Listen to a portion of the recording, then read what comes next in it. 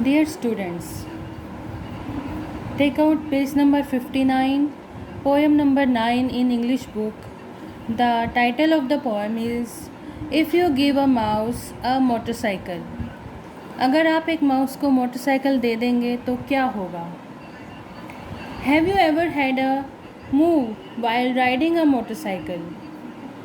Isn't it strange? Let's read an interesting poem to know what would happen if you give a mouse a motorcycle. Motorcycle चलाते वक्त क्या आपने कभी move किया है उस पर बैठे बैठे? और ये बहुत अजीब है कि अगर एक माउस को मोटरसाइकिल दे दी जाए तो वो क्या करेगा? This is very funny poem.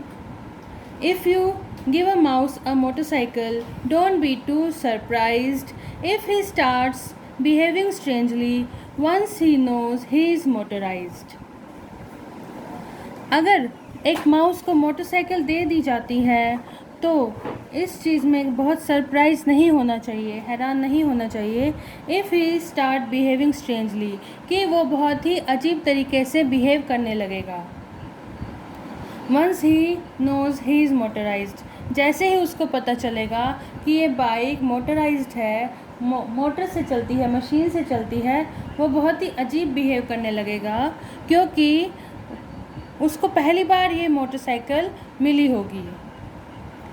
He may act a bit bizarrely, he may dress a little weird, he might buy a leather jacket and then grow a honking beard. वो बहुत ही अजीब तरीके से बिहेव करेगा, बहुत ही ख़तरनाक तरीके से बिहेव करेगा. और वह क्या डालने लगेगा? ड्रेस बहुत ही अजीब डालने लगेगा, क्योंकि माउस अगर कपड़े डालेगा तब अजीब ही लगेगा, क्योंकि माउस को कपड़े डाले हुए हमने पहले कभी नहीं देखा है और ना ही वह खुद ही इस बात को सोच पाएगा कि माउस कपड़े डाले हुए कैसे अजीब दिखेंगे. He might buy a jacket, leather jacket. अगर वह बाइक पे बैठने लगेगा, बाइक चलाने लगेगा, तो हो सकता है वो लेदर जैकेट खरीद ले और लेदर जैकेट पहनकर बाइक चलाने लगे. And then grow a honking beard. और वह अपनी एक लंबी सी दाढ़ी उगा लेगा, अपनी बियर्ड उगा लेगा, बियर्ड को दाढ़ी बोलते हैं, दाढ़ी उगा लेगा और बहुत ही अजीब दिखने लगेगा. When he straps a helmet on his head and boots upon his feet, then you will see him pop a wheelie and go racing down the street. जब वो बाइक चलाने के लिए अपने सिर पे हेलमेट डालेगा और हेलमेट का स्ट्रैप बंद कर लेगा, हेलमेट का लॉक लगा लेगा, तो वो बहुत ही अजीब दिखेगा. और अपने पैरों में वो बूट्स डाल लेगा लंबे लंबे, जैसे बाइक चलाने वाले आमतौर पे डालते हैं, लंबे लंबे बूट्स डाल लेगा. और फिर हम उसको देखेंगे कि वो उस बाइक को कैसे पॉप करता है, मतलब उस बाइक के जो व्हील होंगे उनको कैसे वो तेज़ी से चला जाएगा और रेसिंग डाउन द स्ट्रीट, और इतनी तेज़ चलाएगा जैसे गलियों में वो रेस कर रहा हो, जैसे गली में वो रेस लगा रहा हो दूसरों से. Pretty soon he will find he is fond of doing motorcycle tricks. He will be jumping over cars and trucks and buses just for kicks. और जल्दी ही उसको ये एहसास होगा, ये फील होगा कि वो कितना खुश होता है, उसको बाइक चलाना कितना पसंद आ गया है, और मोटरसाइकिल ट्रिक्स वो जल्दी से ही करने लगेगा. और उसके बाद क्या होगा? वो कार्स, ट्रक और दूसरे बसेस और जो दूसरे व्हीकल होंगे, दूसरी गाड़ियाँ होंगी, उनके ऊपर से वो जंप लगा लेगा अपनी बाइक के साथ ही, ताकि उसको थोड़ी सी एक्साइटमेंट फील हो और थोड़ा सा उसको ज़्यादा मज़ा फील हो. क्या हम इमेजिन कर सकते हैं कि अगर एक माउस, एक चूहा बाइक चलाएगा तो वो कैसा दिखेगा? He will start working at the circus where he will take away your breath as he rides with other rodents in the flaming cage of death. उसके बाद वो क्या करेगा? हो सकता है वो सर्कस में भी काम करने लगे और सर्कस में काम करते करते वो हमें हैरान कर जाए, हमें बहुत ही सरप्राइज़ कर जाए, as he rides with other rodents, और दूसरे माउस के साथ, रोडेंट्स भी बड़े चूहों को कहा जाता है, और दूसरे चूहों के साथ वो एक जलते हुए पिंजरे में जो है अपनी बाइक को घुमाने लगे और सर्कस हमें दिखाने लगे, अपने करतब दिखाने लगे। When he accidentally crashes, he will have no more fun and games, just the screech of twisting metal as his bike explodes in flames. और जब वो अचानक से क्रैश कर जाए, उसकी बाइक क्रैश मतलब एकदम से नीचे गिर जाए, और he will have no more fun and games, और उसके बाद उसके पास कोई फन ना रह जाए, कोई गेम ना रह जाए, उसकी जो बाइक है वो टूट जाती है। अगर क्रैश होती है कोई चीज़ वो पूरी टूट जाती है, तो उसके पास जो बाइक थी वो एक्सीडेंटली क्रैश कर गई और उसके पास अब कोई भी फ़न नहीं रहा, कोई भी मज़ा नहीं रहा, क्योंकि उसकी बाइक अब टूट गई है। जितना मज़ा वो पहले ले रहा था अब वो नहीं ले पाएगा।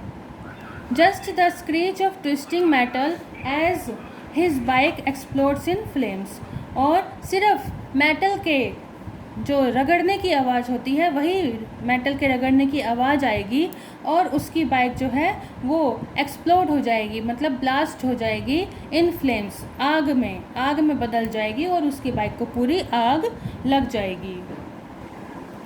And without his motorcycle, he will be fired from his job. He will become depressed and lonely and a sad and smelly slob. जब उसकी बाइक नहीं रहेगी तो उसकी अब जॉब भी नहीं रहेगी, उसकी नौकरी भी चली जाएगी, क्योंकि मोटर बाइक से ही तो वो स्टंट करता था। लेकिन अब जब उसकी बाइक पूरी एक्सप्लोड हो गई, पूरी ब्लास्ट हो गई, आग में बदल गई, तो अब उसकी जॉब भी नहीं रहेगी। He will become depressed and lonely and a sad and smelly slob. अब वो क्या करेगा, एक लेज़ी पर्सन बन जाएगा और डिप्रेस हो जाएगा। डिप्रेस मतलब उसको अब दुनिया की कोई चीज़ अच्छी नहीं लगेगी। वो सिर्फ बाइक से ही खुशी प्राप्त करता था, अब वो उतनी खुशी उसको नहीं मिल पाएगी, और अब बिना बाइक के वो लोनली भी हो जाएगा। लोनली मतलब जब किसी का साथी नहीं रहता तो वो अकेला हो जाता है इंसान, वो अब लोनली हो जाएगा। And the only way to save him from his misery and pain is to buy another motorbike so he can start again. अब उसकी जो इतनी ज़्यादा बुरी हालत हो जाएगी, वो अकेला हो जाएगा, दुख में घिर जाएगा और उसको अब कोई रास्ता नहीं दिखेगा, तो अब उसके सामने एक और ऑप्शन रह गया बस कि वो दूसरी बाइक खरीद ले और दोबारा से अपनी लाइफ को स्टार्ट करे। So remember this advice, don't even trust him with your keys. If you need to give a mouse a gift, it's best to stick with cheese. अब यहाँ पर पोएट जो हैं कैन नेस्बिट कहते हैं कि बस आपको मैं यही एडवाइस दूंगा, यही सलाह दूंगा कि अगर किसी माउस को कोई गिफ्ट देना है तो उसको अपनी बाइक की चाबियाँ मत दे देना, उसको सिर्फ चीज़ से ही खुशी प्राप्त हो जाएगी और आप उसको वही सिर्फ चीज़ ही देना। चीज़ मतलब जो हम पनीर खाते हैं या जो हमारे पास पिज़्ज़ा के ऊपर हम लगाते हैं चीज़, वही चीज़ देना, क्योंकि वही उसकी सबसे ज़्यादा फेवरेट या पसंदीदा होगी। अब देखिए पोएम में एक मैं न्यू चीज़ बताने जा रही हूँ, आपको ध्यान देना। जब भी कोई पोएम होती है तो उसके जो वर्ड्स हैं वो थोड़े से सिमिलर, मिलते जुलते होते हैं, जिनको हम राइम स्कीम कहते हैं। राइमिंग वर्ड्स होते हैं। राइमिंग का मतलब है जिनके जो साउंड हैं वो थोड़े थोड़े मिलते हैं।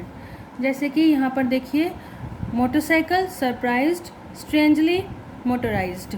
अब यहाँ पर सरप्राइज्ड और मोटराइज्ड जो हैं दोनों के बैक साइड पे ईडी आ रहा है। ऐसे ही बिजारली, वियर्ड, जैकेट, बियर्ड। अब यहाँ पे भी डी और डी आ रहा है, आर डी। अब देखिए यहाँ पर हम देखेंगे फर्स्ट लाइन में जो वर्ड है CLE। अब यहाँ पर इन 4 लाइन को देखेंगे। पहले फर्स्ट स्टैंजा को देखेंगे। फर्स्ट स्टैंजा में CLE नहीं है, लेकिन इस लाइन को हम देंगे ए नाम दे देंगे। उसके बाद इसमें ED है B, इसमें ELY नहीं है C, ठीक है। लेकिन ED और ED यहाँ पर है तो ये दोबारा से इसको नाम देंगे B। तो हमारा ये राइम स्कीम हो गया ABCB। ऐसे ही बिजारली फर्स्ट स्टैंजा को देख के ही पता लग जाता है कि राइम स्कीम क्या है। LY RD ET RD। अब LY A RD B ET C, इसमें क्योंकि कोई राइम नहीं है, कोई अक्षर नहीं मिलते हैं। अब यहाँ पर मिलते हैं RD और RD ये दोनों मिलते हैं, इसका नाम B है तो ये भी हमने B नाम दिया। ये सेकंड स्टैंजा मैंने आपको एग्जाम्पल के लिए बताया था। फर्स्ट स्टैंजा से ही पता चल जाता है कि राइम स्कीम क्या है। ABCB ABCB, और ये पूरी पोएम में ही ऐसे चलेगा ABCB। देख लो AD ET IE ET। अब AD A ET B। अब AD और ET से कोई नहीं मिलता, IE है तो C। अब यहाँ पे ET ये है और यहाँ पे ET भी ये है, ठीक है, B। तो ABCB पूरी पोएम में यही राइम स्कीम चलेगी, ABCB ABCB ABCB। तो ये पोएम की राइम स्कीम हो गई।